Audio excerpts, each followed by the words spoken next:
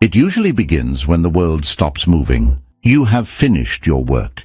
You have driven home. You have turned off the lights.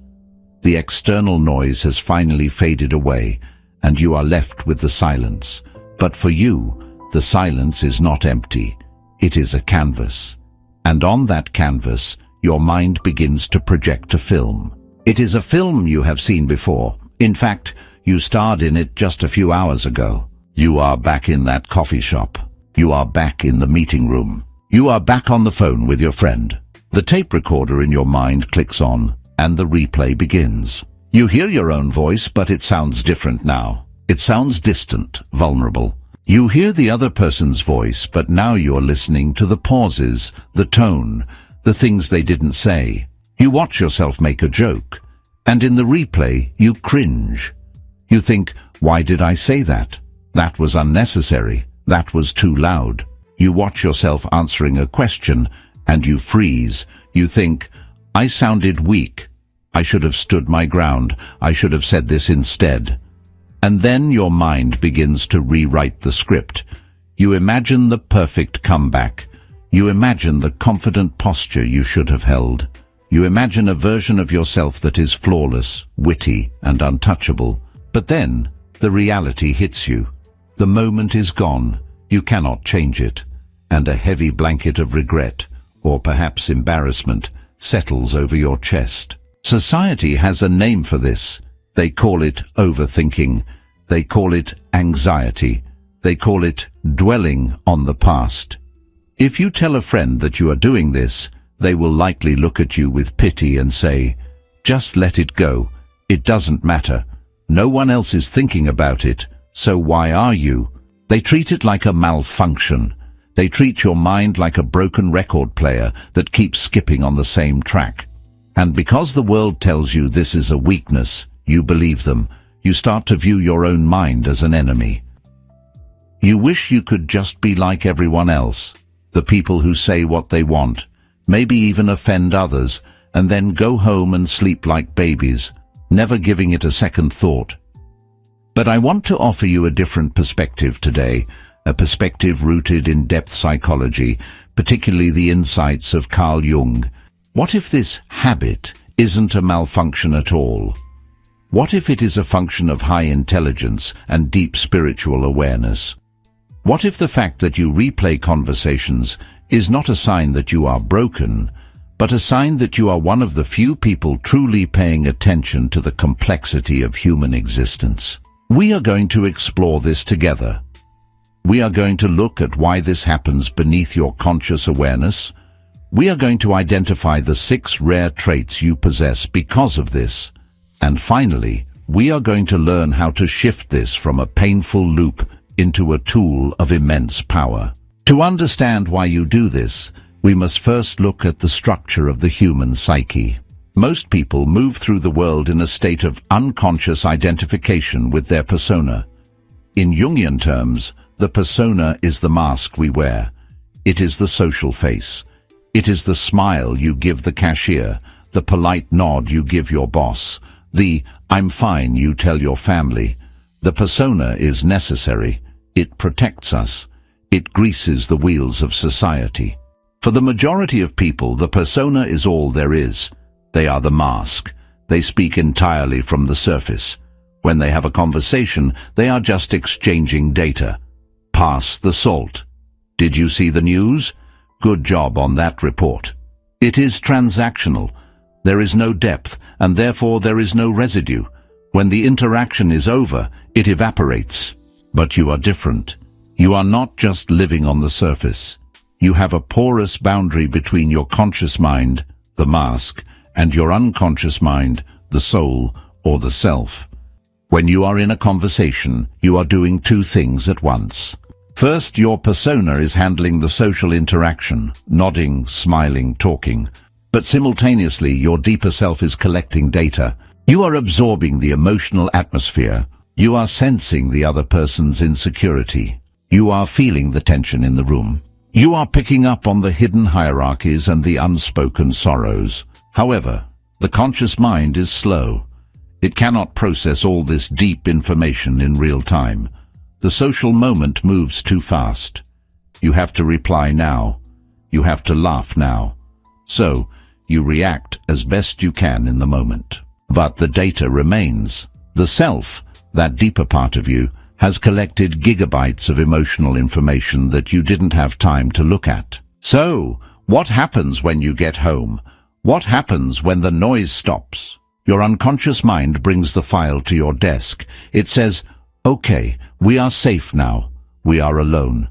We need to process what just happened. We need to look at what we missed. The replay loop is not madness, it is digestion. Just as your stomach takes hours to break down food after a meal, your psyche takes hours to break down the energetic and emotional exchange of a conversation. You are not obsessing. You are metabolizing human connection. You are trying to align what happened on the outside with what you know is true on the inside. This is often called the staircase wit, or l'esprit de l'escalier. It refers to the phenomenon of thinking of the perfect reply only when you're at the bottom of the staircase, leaving the party. But psychologically, it is more than just wanting to be witty. It is a symptom of a mind that seeks wholeness. You sensed a disconnect between who you are and how you acted. Maybe you were too polite when you should have been firm. Maybe you were silent when you should have spoken. The replay is your soul's attempt to correct the trajectory, to bring your external actions into alignment with your internal truth. This is a heavy burden, yes, but it is also a sign of a rare constitution. If you do this, you possess 6 specific traits that set you apart from the sleepwalking majority. Let's examine these traits. As we go through them, I want you to stop judging yourself. Stop looking at these qualities as defects. See them for what they are, instruments of perception. Trait number 1, high emotional resolution. Imagine you are looking at a photograph. Most people see the world in standard definition. They see shapes, colors, and basic objects. They see a face, and they see happy or sad. That is all. You, however, see the world in 4K resolution. You have high emotional resolution. When you speak to someone, you are not just hearing their words. You are receiving a symphony of non-verbal signals. You notice the tiny twitch in their eye when you mention money. You hear the half-second delay before they laugh at your joke, telling you the laugh isn't real.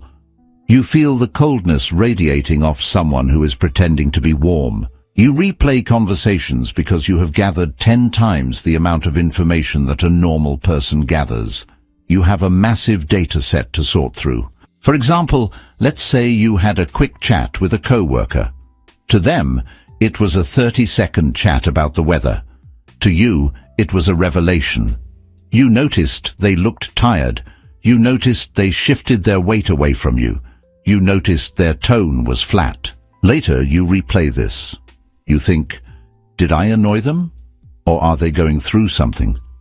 You are analyzing the micro-expressions that your subconscious picked up.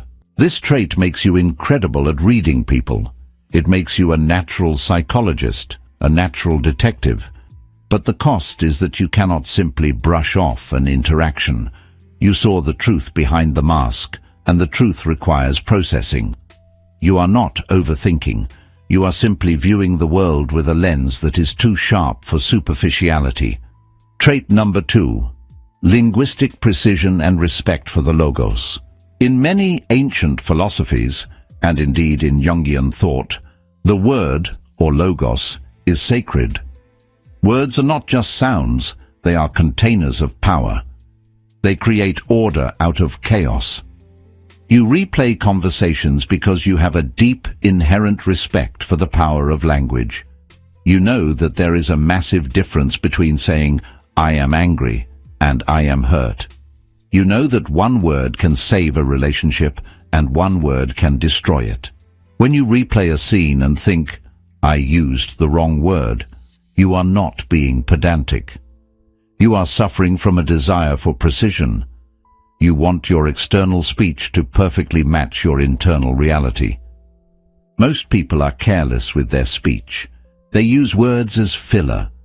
They say things they don't mean, make promises they won't keep, and use exaggerated language that distorts the truth. They are messy architects. But you want to be a master builder. You want your sentences to be sturdy and true. When you stumble over your words in a conversation, it pains you because you feel you have misrepresented your soul. You feel you have failed to transport the idea from your mind to theirs without damaging it. This trait is found in writers, poets, philosophers, and great diplomats. It is the mark of someone who understands that communication is the only bridge we have between two lonely consciousnesses, and you want that bridge to be strong. Trait number 3, anticipatory empathy and the shadow check. This is perhaps the most noble of the traits, though it feels the most painful. Often your replay focuses on the other person's feelings. I hope that joke wasn't too mean. I hope I didn't interrupt them. Did I sound arrogant when I talked about my success? In a world consumed by narcissism, where most people are obsessed with getting theirs or dominating the room, you are running a simulation on how to be kind. Jung spoke of the shadow, the dark hidden side of our personality. We all have the capacity to be cruel, to be selfish, to be arrogant. Most people project their shadow onto others. They refuse to see it in themselves. When you replay a conversation and worry that you were rude, you are doing shadow work beneath your awareness. You are checking yourself. You are asking, did I let my shadow slip out? Did I accidentally hurt someone? This reveals a trait of high conscientiousness and deep empathy. You have a low threshold for social disharmony. You physically feel the pain of others. If you think you caused a moment of awkwardness, you absorb that awkwardness into your own body. You are acting as the regulator of social peace. You are willing to take on the burden of anxiety to ensure that the people around you feel safe and respected. You are the one who checks the emotional temperature of the room. While this can be exhausting, it is also what makes you a safe harbor for others. People eventually realize that you are careful with their hearts, even if you are hard on your own. Trait number 4, pattern recognition and historical context. Your mind is not just a recorder, it is a library. When you replay a conversation, you are rarely looking at it in isolation. You are cross-referencing it. You are connecting dots that are separated by time. You might think, he said he was happy for me, but his tone was exactly the same as when he lied to me 3 years ago. You are looking for consistency. You are looking for the structure of reality. You have the trait of pattern recognition. This is a survival mechanism. In our evolutionary past, noticing a subtle break in the pattern, a snapped twig, a lack of birdsong, meant the difference between life and death. In the modern world, you apply this to social survival. You are difficult to gaslight. You are difficult to manipulate over the long term. Why? Because you review the tape.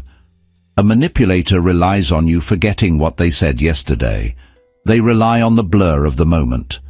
But you go home and you study the footage. You notice the contradictions. You might feel like you are being paranoid, but more often than not, your replay is your intuition trying to show you a red flag. You are seeing the architecture of the relationship. You are realizing that someone's actions do not match their words. This trait protects you. It filters out the people who are not genuine, leaving room only for those who are consistent and true. Trait number 5, the internalized moral compass. Why does it hurt so much when you make a social mistake? Why does the cringe feel so sharp? If you didn't care about being a good person, you wouldn't cringe. Psychopaths don't replay conversations and worry if they were kind. Narcissists don't replay conversations and worry if they listened enough. They sleep soundly. The fact that you are tormented by your own imperfections is proof of a robust, living, breathing conscience. You have an internalized moral compass. You do not need a police officer or a parent watching you to know when you messed up. You are your own judge. You hold yourself to a standard of excellence that the world does not demand of you. The world just wants you to be functional. You want to be exceptional in your humanity. This trait is called integrity. Integrity is what happens when no one is watching. The replay loop is you watching yourself. It is you holding yourself accountable. It implies that you are on a path of self-improvement. You are not satisfied with being stagnant. You want to be better tomorrow than you were today. The pain you feel during the replay is the growing pain of your character. It is the friction of a rough stone being polished into a gem. Trait number 6, the architect of meaning. Finally, the rarest trait of all, you refuse to accept that life is meaningless. To the average person, a conversation at the bus stop is just a way to kill time. A chat with a cashier is just a transaction. But for you, every interaction is a potential exchange of meaning. You replay conversations because you are trying to extract the essence from them. You are like a miner sifting through mud to find a speck of gold. You are asking, what did that mean? Why did we meet? What was the lesson there? You have a soul that craves depth. You are allergic to the superficial. When you are forced to engage in small talk, you feel drained, and you might replay it later trying to find some substance that wasn't there. But when you have a deep conversation, you replay it to savor it. You replay it to memorize the wisdom. You are an architect of meaning. You build your life out of these moments.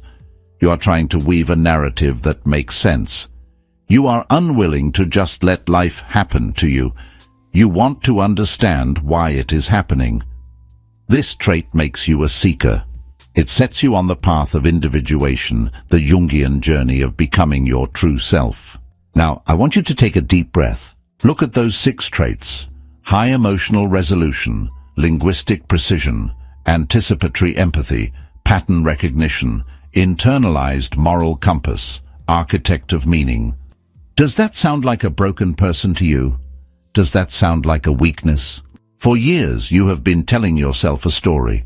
The story was, I am socially anxious, I am awkward, I am obsessive, I am slow. But that is the wrong story.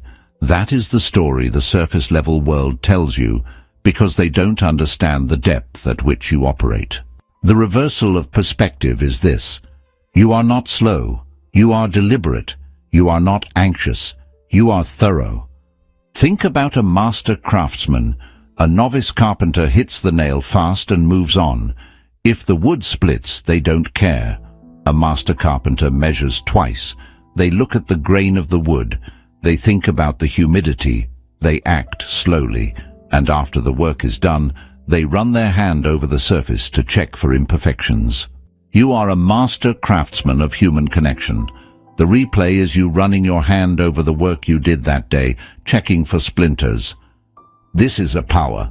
Because you replay conversations, you actually learn from your mistakes. Most people make the same social errors for 50 years. They interrupt people in 1980, and they interrupt people in 2030. They never review the tape, so they never upgrade the software. But you? You are constantly upgrading. Every time you cringe at something you said, you are registering a neural pathway that says, "Don't do that again." You are refining your social skills in the privacy of your own mind. This means that over time, you become wiser than those around you. You develop a learned charisma. It isn't the loud, flashy charisma of an extrovert. It is the quiet, steady charisma of someone who listens, someone who speaks with purpose, someone who understands the weight of words. You have the power of foresight because you have put in the work of hindsight. However, we must address the suffering. Even though this is a superpower, it hurts. Lying in bed at 2 a.m. wondering why you sounded stupid is not a pleasant experience.